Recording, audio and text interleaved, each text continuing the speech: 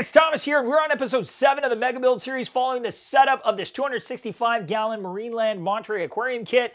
On the last episode, we talked circulation. I showed you what pumps I'm using for this system, got everything in place, had a tiny mishap with the tubing for the return pump, but I've since got that all sorted out, and now it is time to finally get some water in this thing. It's been sitting here empty for like, what, 2 months? A little bit longer with no water? It's torture for me.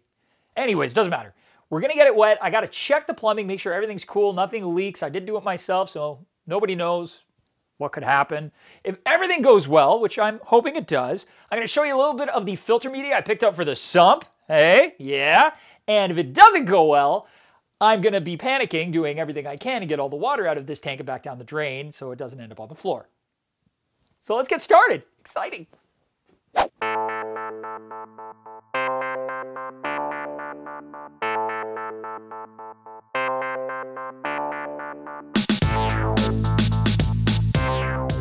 So first things first, when I'm going to wet test a tank that has overflows, I like to fill the overflows about halfway first, just to make sure that the bulkheads under the tank are fully tight, there's no pinched O-ring, and I'm not going to get a leak there, because that's probably the most common place to get a leak, and it's usually just user error, so I'm going to check those first.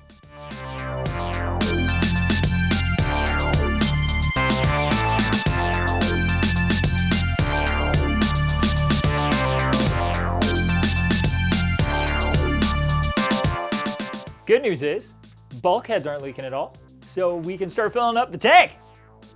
Here we go, fingers crossed.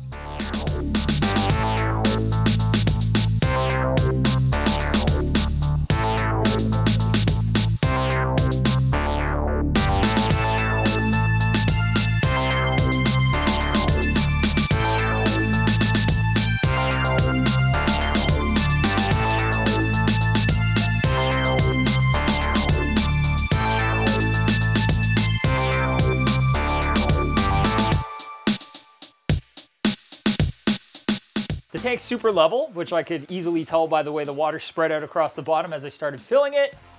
So far, there's no leaks in the overflow panels, which is the only thing I was really concerned about, because you can over-tighten bulkheads and crack them, which is not good. And if you pinch the O-ring, it could leak. So I'm glad that neither of those things happened.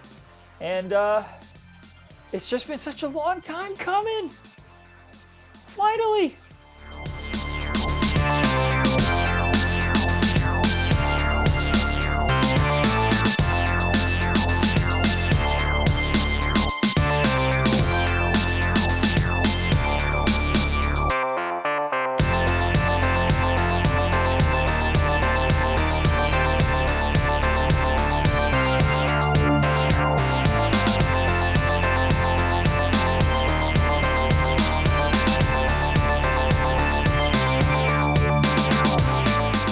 So I've been running this system for about an hour and we've got no leaks, which means successful wet test. As successful as a wet test can really get.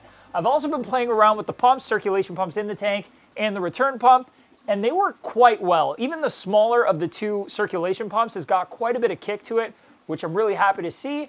I will say though, I probably could have gone to the largest of the E-Flux DC flow pumps, and I might still do that. I'm not fully decided on that. Basically, I'm running this pump at full pop right now, and it's running the system perfectly, which means the 90-degree elbows and stuff I've got in my plumbing did affect it a little bit more than I was hoping. That's just a drawback of using 90s. All in all, I'm really happy with how this is running.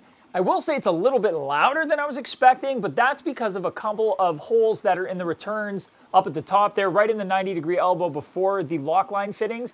And those are just there so that if the power shuts down, that the lock line under the water doesn't create a siphon and pull all the water from the tank down to those duct bills into the sump, which could overflow the sump. So they pop that little hole there just to make sure that it'll break the siphon, but they're loud. So what I'm going to probably do is grab some engineered foam and just cut it to fit around there so it breaks up the water going down into the overflow panel a little bit, and that'll quiet that up. And now let's take a look at that media I promised to show you, because what's a sump without media? Not a filter, just a box of water. And I need a filter. I'm gonna go get that stuff.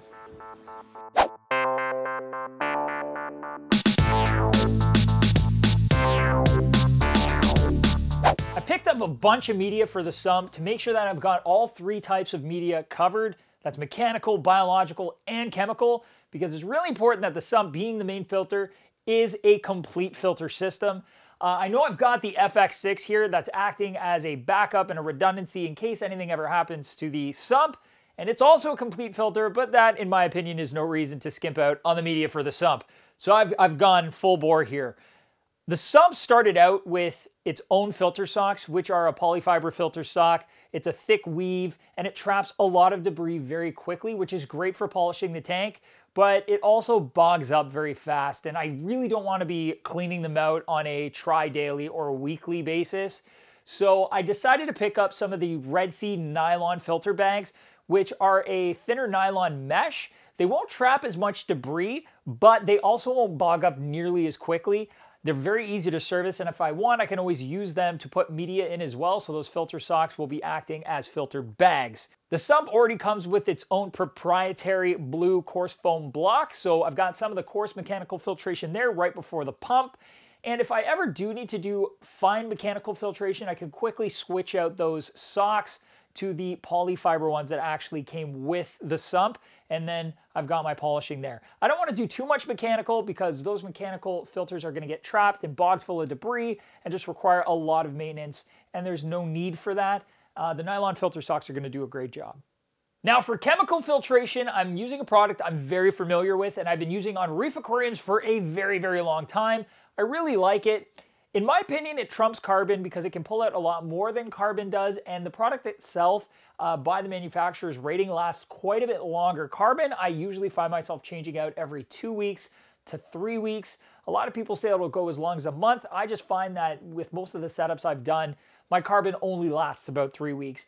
This product is going to last a couple months. So I won't change it nearly as often, and it's got a lot more benefits to it, including ferric oxide, which is going to help pull out extra phosphates in the water, which you'll get through your fish excreting waste.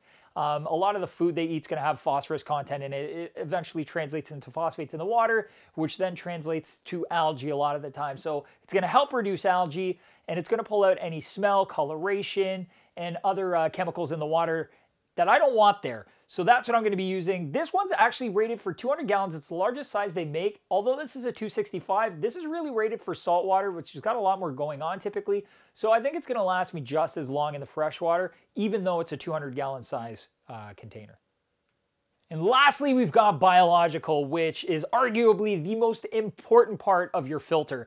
And that's because it is responsible for taking your water and making sure that it is not toxic for your fish. It's going to make sure that their biological processes, their wastes, are converted to much less harmful nitrate. And hopefully, if we do things right, we can even go a step further and change it from nitrate to nitrogen gas, which will be essentially inert and leave the system by degassing.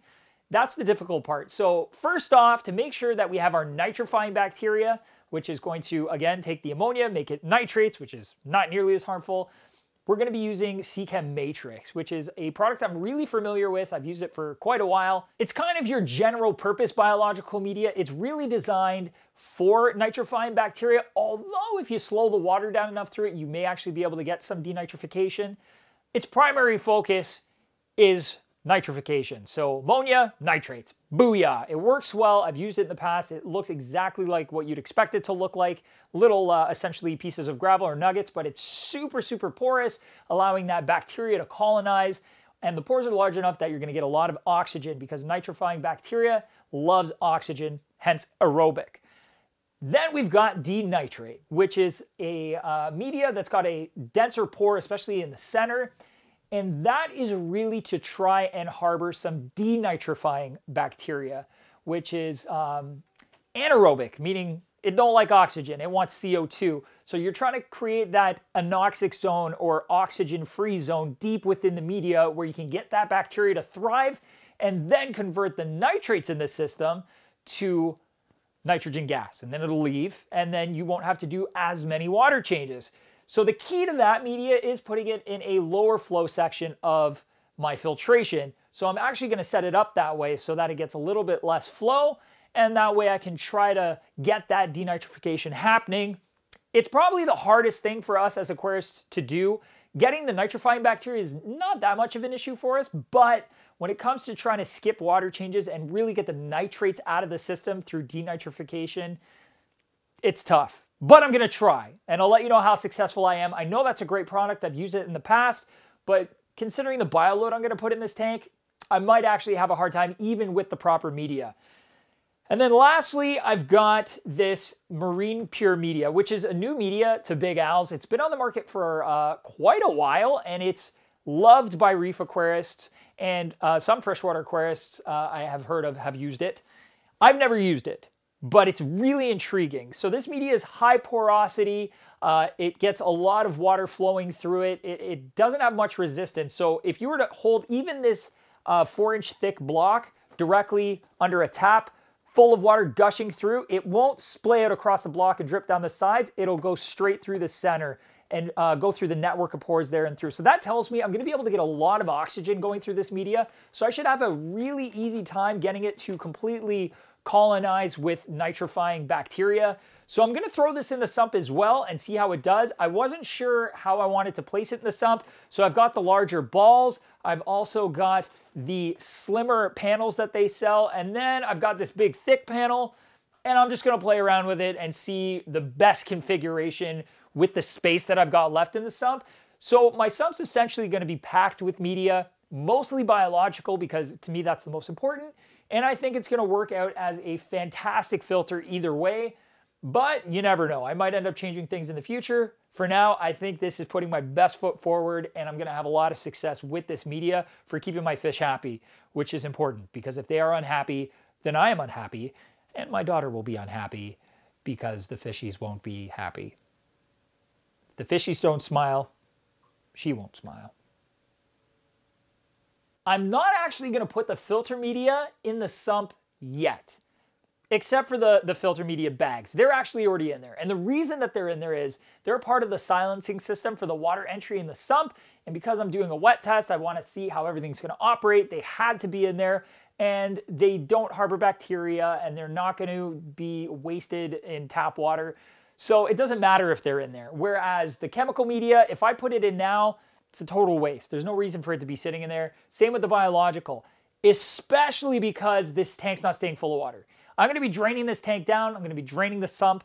I needed to have it full for the wet test, make sure everything's running properly, but I hate decorating or working in aquariums that are full of water. And the reason is I'm going to be displacing water while I'm working in there, and I don't want to have to constantly drain a bit of water to work in the tank. I put something new in, now it wants to overflow, got to drain more water. And on the day that I'm working in it, I don't want to be draining it halfway and then working in there, and then it gets cloudy because I'm using substrates and whatever.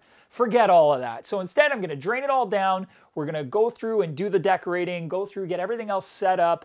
I'll get the media in the sump right before we fill it up and the fish go in. So that's when you're going to see me put the media in the sump. On the last episode, I mentioned I wanted to clean up the wires and everything under here, and I wasn't sure how I was going to mount the DC flow pump hub or the eFlux wave pump LED display, but I figured it out. It actually wasn't that hard, and I should have thought of it earlier, really. But what I did was I got a second Current USA hinge mount kit, but instead of having it the correct way, which is the way they show you in the instructions, so that the loop controller side faces out, I flipped it around so that the hub side faces out, and I mounted the hub for the DC flow pump exactly where it's supposed to go. And beside that, I mounted the eFlux LED wave display. The thing is, it doesn't really fit there properly, so I just used some double-sided tape because the screw holes don't line up for that. It's not really meant to sit there, but it really works well. I think it looks pretty decent, and I still have access to what I need to have access to, and it's all neatly displayed. And just so you know, this stuff right here, which is what all the wires are feeding into, it's one long strip, and this is what I use to organize cabinets for aquariums, especially when you have a lot of wires going on. It's called open slot wiring duct, and it's usually used for computers, usually for network rooms or, you know, running all the cables from a network. I don't know anything about that stuff, if I'm being honest. I just know that this works really well also for aquariums.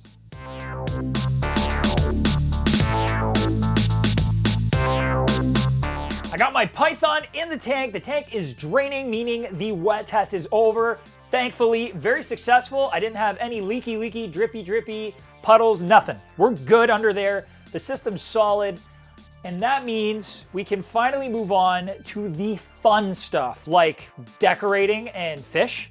the things we've all been waiting for, or at least I've desperately been waiting for. Don't get me wrong, I love building tanks. I love building systems. It's fun to plan things out, but it's all about the decor and the fish. It's got to be visually appealing. That's the thing you want at the end of the day, right? Here's the thing.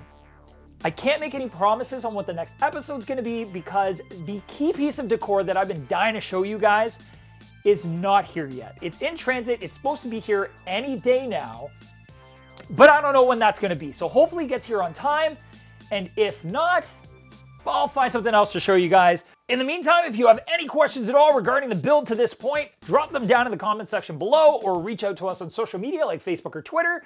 And don't forget to subscribe because we are heading into arguably the most attractive part of this entire series.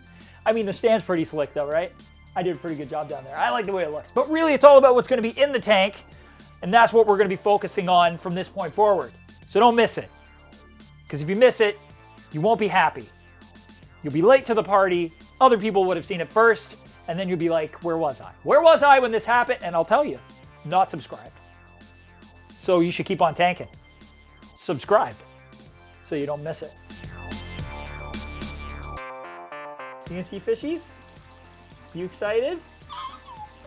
Yeah, I know. Except you're going to be down here. You're going to be looking from down here. Is that okay? Fishy's going to go in there.